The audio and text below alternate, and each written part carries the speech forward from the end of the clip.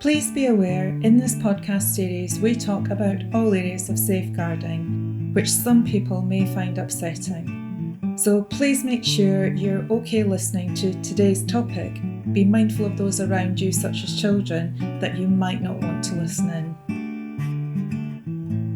Hi, I'm SSS Safeguarding Director Sam Preston. And I'm former head teacher and content author Sara.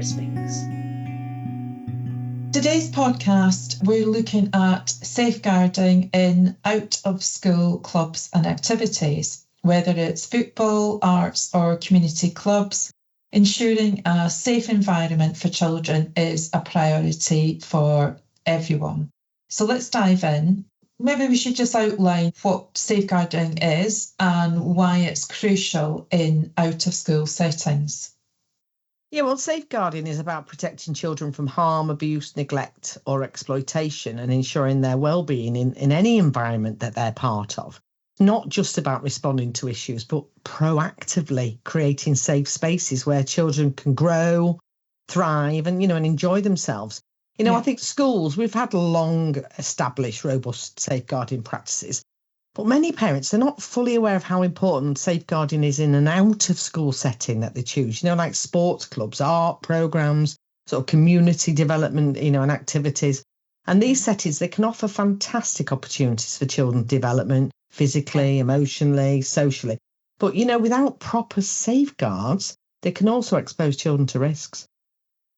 And that's such an important point. Schools follow strict, really strict rules for safeguarding, but we need to think about clubs and organisations. I mean, legally, what are they required? What safeguards should they have in place?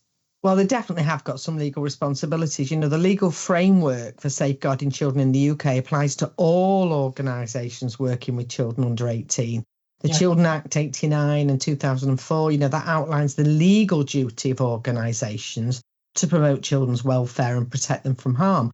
And beyond that, working together to safeguard children, that provides the guidance that all organisations must follow.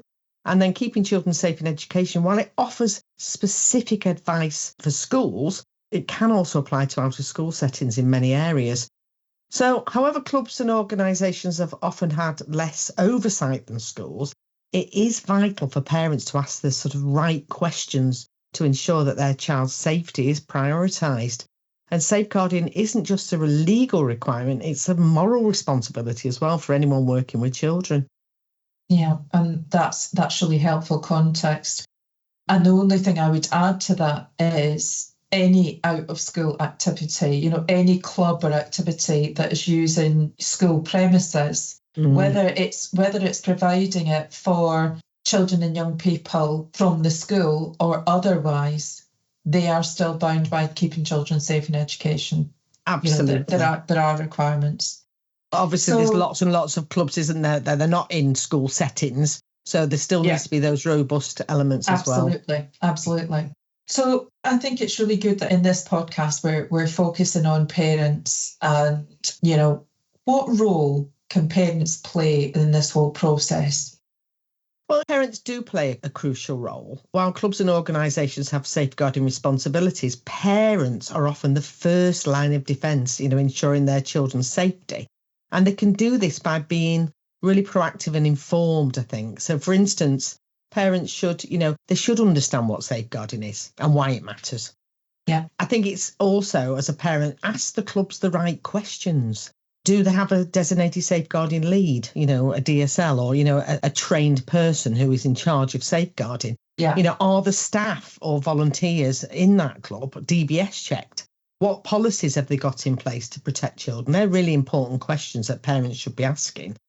They should also, recognise those signs of abuse or poor practice, such as unusual changes in their child's behaviour or inappropriate interactions within the club. Just having that awareness is going to be also important for parents.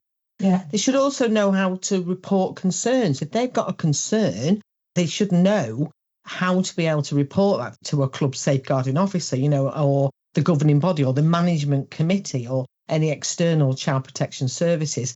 And also parents play that huge role in modelling that positive behaviour which children need to have to help create those supportive environments that benefit all the children. Yeah, absolutely. So let's break it down a bit. What kind of questions should parents be asking clubs or organisations? Well, I think that's a really good point, Sam. And there's a few key questions parents should ask. So I think here are some.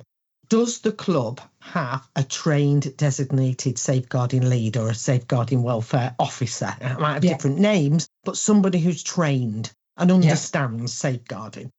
Are those staff and volunteers in that club DBS checked? Are they safe to work with children? And have they been trained in child protection? These are all really legitimate questions any parent should ask a club. Absolutely.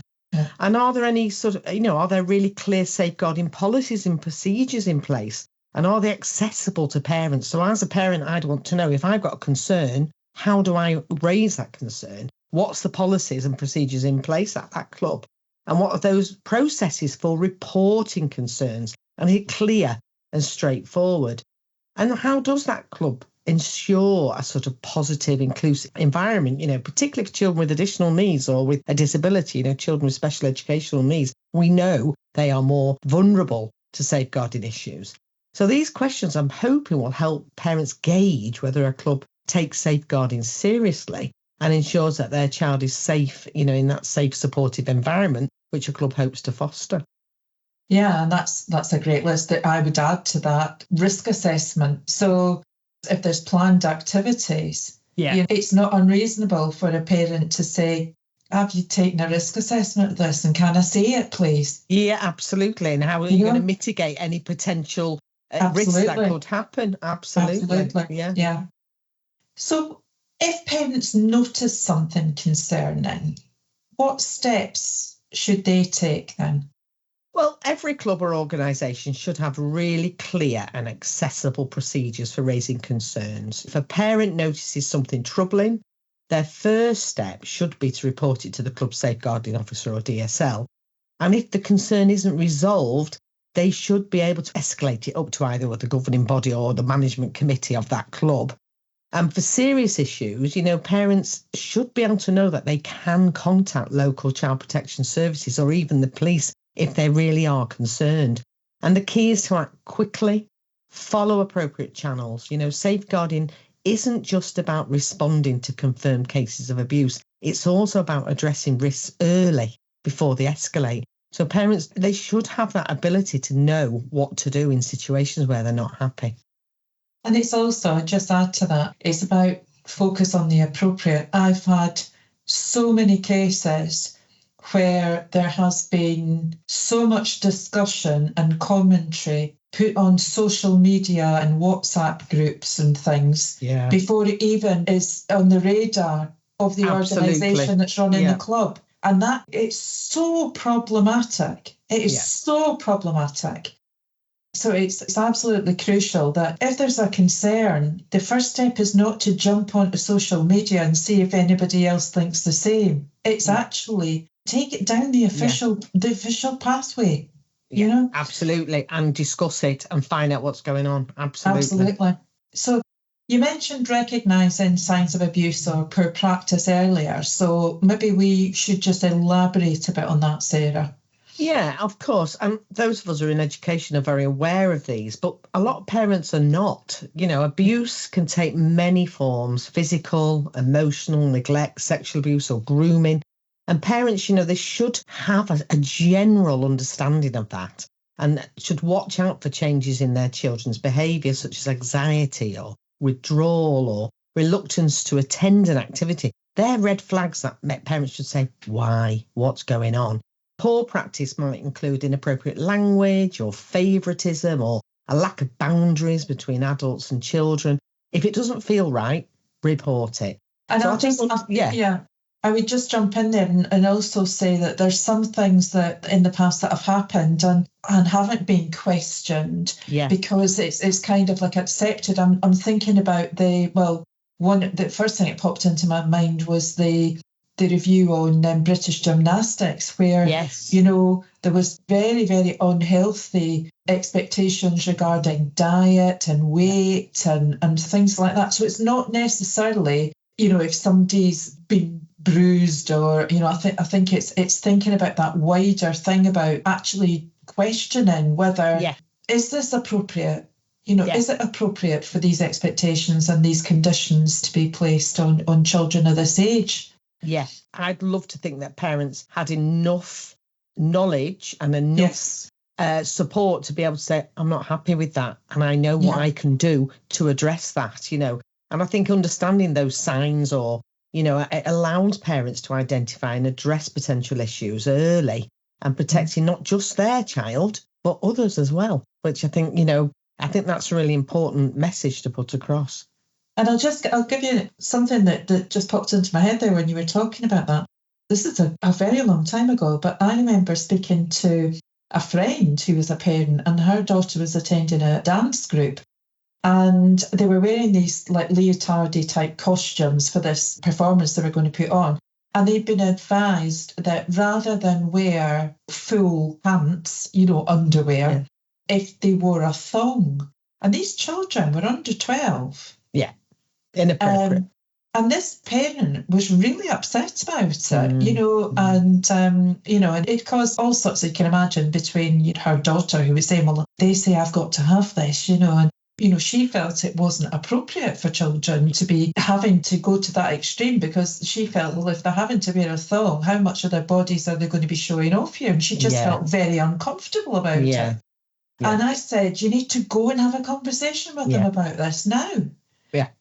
Say, I feel this is inappropriate, and I don't feel this is what I want my child to do. Yeah. And I want to see the costumes that they're ultimately going to be wearing. Yeah. And actually, the matter was resolved, and it was resolved quite easily, and it was taken on board. But it's just about having the confidence, as you were describing, Sarah, that confidence to be able to just question something when there's just something about something that you think, I'm not sure I really think this is right. Have the conversation. Absolutely. Yeah. I mean, there is a lot for parents to consider, really, when they're looking at clubs. And I think clubs need to be transparent and proactive, and they should clearly communicate their safeguarding measures, ensure that policies and procedures are up to date and accessible to parents. So using accessible language and are readily available to see. They should make sure that their staff are trained, their staff and volunteers, they're regularly trained in safeguarding, and that happens on an annual basis. And then foster that inclusive, positive culture where children feel safe and valued. I know that at the moment, here at SSS, we are developing safeguarding courses, that are going to be tailored for out-of-school clubs and organisations.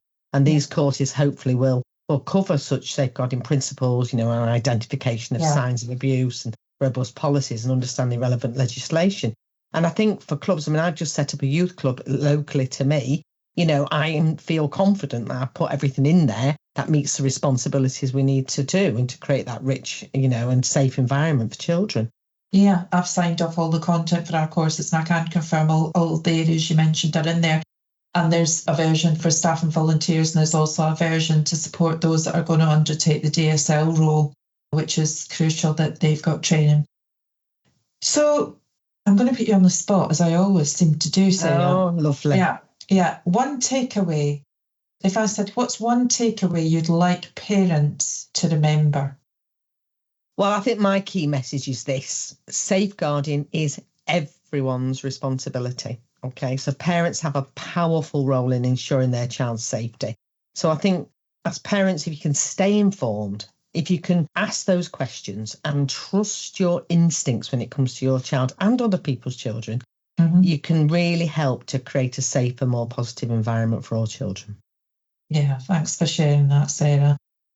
Safeguarding, it truly is essential, and it's clear that both parents and clubs have a part to play in protecting children.